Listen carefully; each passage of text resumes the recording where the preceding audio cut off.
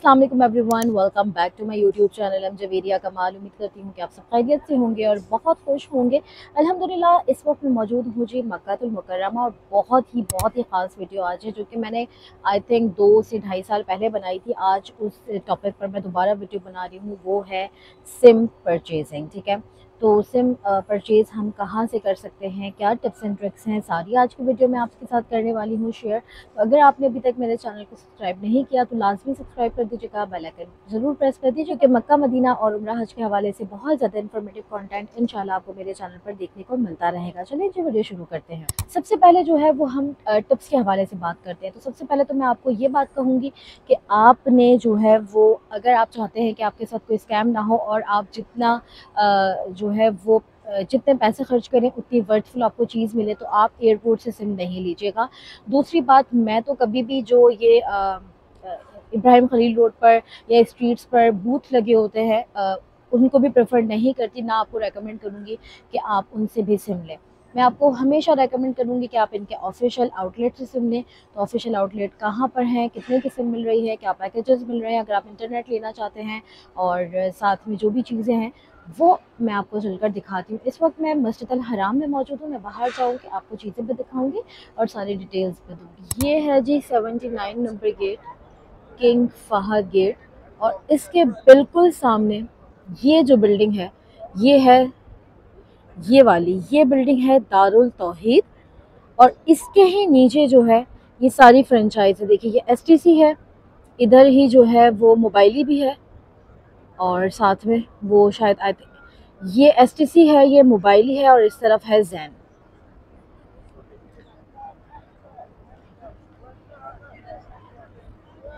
तो आपको तीनों आउटलेट जो है वो यहीं पर मिल जाएंगे, यानी कि तीनों यहाँ की बेस्ट सिम होती हैं। आगे चलकर मैं आपको बताऊंगी कि मैं कौन सी यूज़ करती हूँ और मेरे पास कौन से नेटवर्क की सिम है, उसके सिग्नल्स कैसे हैं, किसी के सिग्नल्स कैसे हैं, सारी वीडियोस और कितने के पैकेजेस है ये हम चलकर देखते हैं। ये दारुल तौहीद और ये नीचे। सबसे पहले हम विज़िट करेंगे एसटीसी, फिर मोबाइली और फिर साथ में जैन।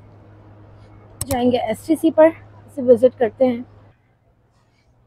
ये है एसटीसी के पैकेजेस जिसके अंदर आपको 2 वीक्स की मिलती हैं, 3 वीक्स की मिलती हैं, 4 वीक्स की मिलती हैं और डिफरेंट रेट्स होते हैं, जिसके अंदर आपको लोकल और इंटरनेशनल मिनट्स मिल जाते हैं। और जो है ये जो है प्राइस है, ये इसका 5 GB डेटा है। अगर आप 4 वीक के लिए लेंगे तो आपको ये मिल जाएगी, ये मिल जाएगी, ये मिल जाएगी। सब इसके प्राइस है और ये मिनट्स है, ये इसका डेटा है और ये वीक्स और इंटरनेशनल है। ये थे एसटीसी के पैकेजेस। अब हम चलते हैं मोबाइली की तरफ और उसके भी पैकेजेस देख लेते हैं और फिर मैं आपको बताऊंगी कि किन डॉक्यूमेंट्स की आपको ज़रूरत पड़ती है सिम परचेज़ करने के लिए। जी है जी मोबाइली, इस पर चलते हैं और इनके भी पैकेजेस देखते हैं। ये पैकेजेस हैं जिसमें नीचे जो है ये रियाल लिखे हैं, फिर जीबी लिखे हैं और मिनट्स लिखे हैं और ये किस तरीके से होगा ये भी लिखे हैं।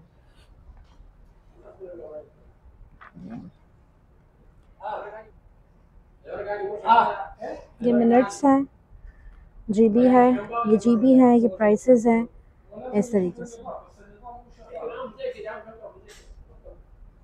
और ये है मोबाइल, ये था मोबाइल। अब हम चलते हैं जैन की तरफ और जैन के देखते हैं क्या पैकेजेस हैं, क्या चीज़। सब जो है फ्रेंचाइज 24/7 खुली होती हैं। इनके भी जो है यहाँ पे लिखे हैं, ये जो है वैलिडिटी है, यानी कि ये दिन है 14 डेज़, 21 डेज़, 28। ये जीबी है 80, 60, 30। ये रियाल है 40, 60, 85, 120, 160। और ये मिनट्स हैं जो कि आपको मिलेंगे लोकल और इंटरनेशनल।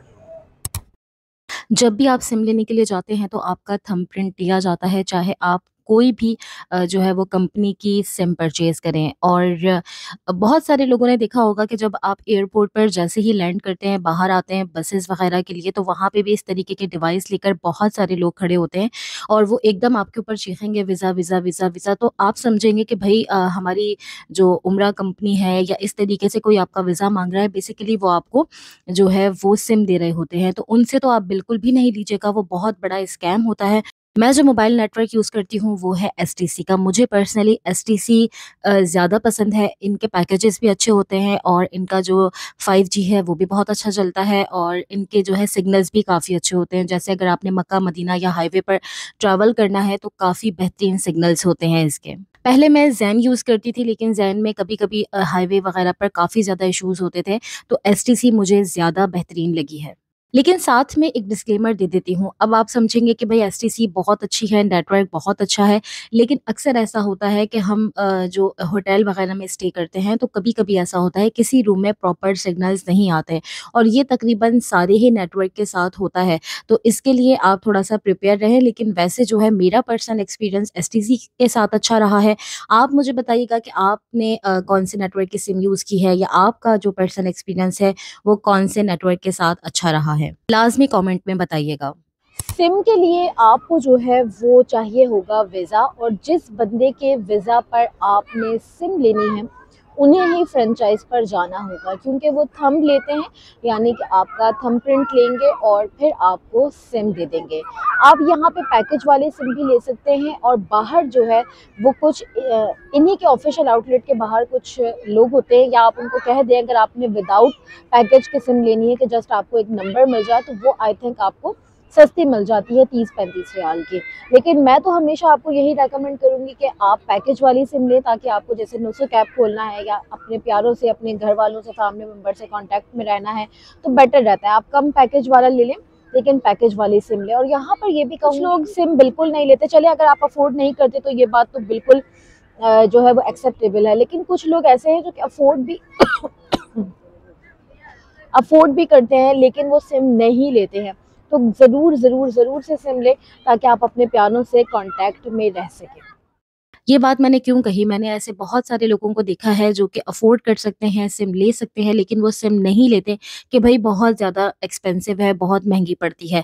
अगर तो आपका रीज़न ये है कि भई हम इबादत पर फ़ोकस करें, तो बेहतरीन है। लेकिन अगर आपका रीज़न ये है कि आपके पास पैसे हैं, लेकिन आप सिम सिर्फ़ इसलिए नहीं ले रहे कि वो पाकिस्तानी रुपीज़ में ज़्यादा महँगी पड़ती है, और फिर आप ख्वार भी हो रहे हैं अपनी फ़ैमिली से कॉन्टैक्ट करने के लिए, या फिर आप लोगों को कह रहे हैं जैसे आस-पास कोशिश करते हैं कि कोई मिल जाए ऐसा, या डिफरेंट स्ट्रेंजर्स को भी बोल रहे होते हैं कि भई हमें ये नंबर मिला दे, तो फिर ये बिल्कुल गलत है। हाँ, अगर आप अफ़ोर्ड नहीं करते हैं, आपके पास बजट नहीं है, तो वो बिल्कुल एक एक्सेप्टेबल सिचुएशन है। लेकिन अगर आपके पास बजट है तो लाज़मी आप सिम खरीदें, ताकि आप अपने प्यारों से कनेक्टेड रहें। और जैसे कि अब राजुल जन्नत जाना होता है, नुस्ख ऐप यूज़ करनी होती है, फिर लोग जो है बाहर एक-दूसरे से हॉटस्पॉट माँग रहे होते हैं, और आजकल तो हॉटस्पॉट का भी जो है वो काफ़ी स्कैम नज़र आता है कि आपके मोबाइल का डेटा वगैरह ले लिया जाता है। तो बेटर नहीं है कि अगर आप अफ़ोर्ड करते हैं तो आपके पास अपने सिम हो, आप अपने घर वालों से कनेक्टेड रह सकें। और अगर आप 3-4 फैमिली मेंबर हैं तो कोशिश करें कि अगर 2-3 फैमिली मेंबर एक साथ हो सकते हैं,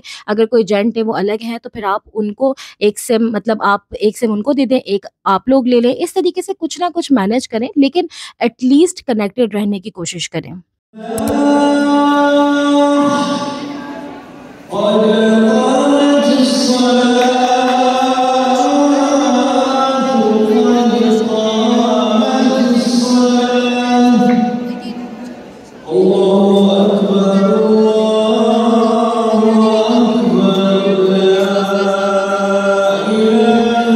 मैंने वीडियो बनाई है, लेकिन फिर भी अगर इन केस आपने नहीं देखी, ये ग्रीन कलर के जो कुरान पाक होते हैं, ये अरबिक लोग आराम से पढ़ सकते हैं।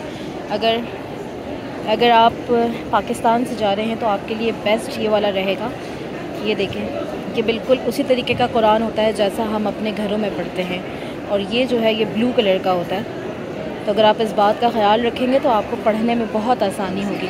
उसके अराक का कुछ फ़र्क होता है। अभी मैं जब पढ़ के खड़ी होंगी और इस कुरान को रखूँगी तो मैं आपको ग्रीन वाला दिखाऊँगी, तो आपको समझ आएगा कि उसमें अराक का फ़र्क होता है और हमारे लिए थोड़ी सी मुश्किल होती है पढ़ने में।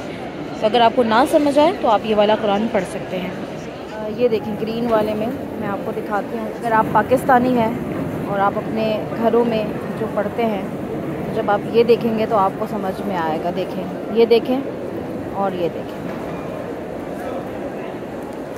तो ये ब्लू वाला आपके लिए बड़ी आसानी पैदा करेगा इंशाल्लाह, और इसको पढ़ने में थोड़ी सी मुश्किल पेश होगी।